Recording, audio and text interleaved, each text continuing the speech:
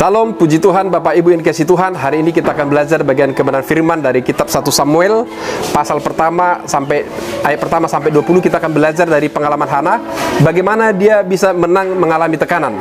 Yang pertama, apa yang dilakukan Hana sehingga dia menang mengalami tekanan adalah bahwa Hana tetap tenang dan sabar. Artinya, di tengah situasi kondisi yang dihadapi oleh Hana, tekanan yang dihadapi oleh Hana, bahwa Hana dia tetap tenang. Dicatat dalam 1 Samuel pasal pertama ayat 7, demikianlah terjadi dari tahun ke tahun. Setiap kali Hana pergi ke rumah Tuhan, penina menyakiti Hana sehingga ia menangis dan tidak mau makan. Saudara, setiap hari si penina selalu menyakiti Hana. Apa yang dilakukan oleh Hana sehingga dia menang mengalami tekanan itu adalah tetap tenang dan sabar. Di dalam tenang dan sabar ini ada kata bersyukur dengan apa yang ada. Itulah ciri-ciri orang yang tenang dan sabar. Tidak ada kebencian dalam hati Hana, meskipun penina selalu mengejek, mengintimidasi daripada Hana. Di dalam tenang dan sabar ini tidak terpancing untuk marah. Hana sama sekali ketika diejek, bahwa Hana tidak terpancing untuk melakukan kemarahan. Yang kedua, bagaimana supaya kita menang dan sabar terhadap tekanan adalah berharap hanya kepada Tuhan saja.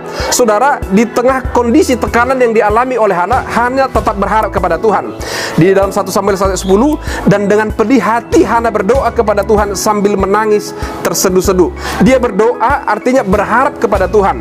Di dalam berdoa berharap kepada ini ada komitmen positif kepada Tuhan, bertindak jujur di hadapan Tuhan, bahwa Hana hatinya tulus, hatinya bersih, bahwa dia tetap berserah, berharap, berdoa kepada Tuhan di tengah persoalan tekanan yang sedang dihadapi, dan dia tetap bersuka cita di dalam Tuhan. Dia sama sekali tidak ingin pernah merancang membalaskan kejahatan kepada penina.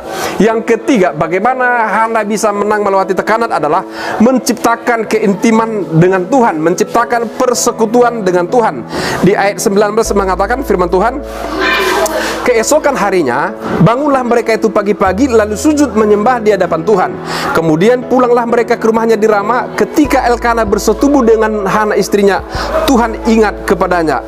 Yang ketiga kita dapatkan di sini bahwa Hana untuk mengatasi tekanan, ejekan, fitnahan yang didapatkan, bahwa Hana lebih baik memilih untuk menciptakan keintiman dengan Tuhan, menciptakan persekutuan dengan Tuhan, menciptakan komunikasi yang baik dengan Tuhan.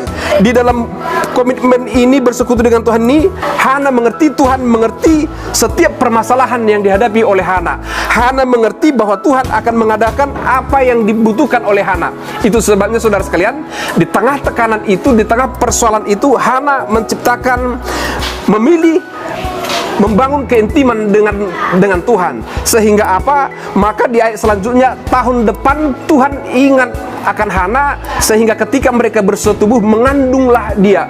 Meskipun kandungannya sudah ditutup, tetapi Hana tahu bahwa dalam Yesus ada jawaban segala sesuatunya. Itu sebabnya 3 hal untuk kita menang menghadapi tekanan. Yang pertama, tenang dan sabar. Yang kedua, tetap berharap kepada Tuhan. Dan yang ketiga, membangun hubungan yang intim dengan Tuhan.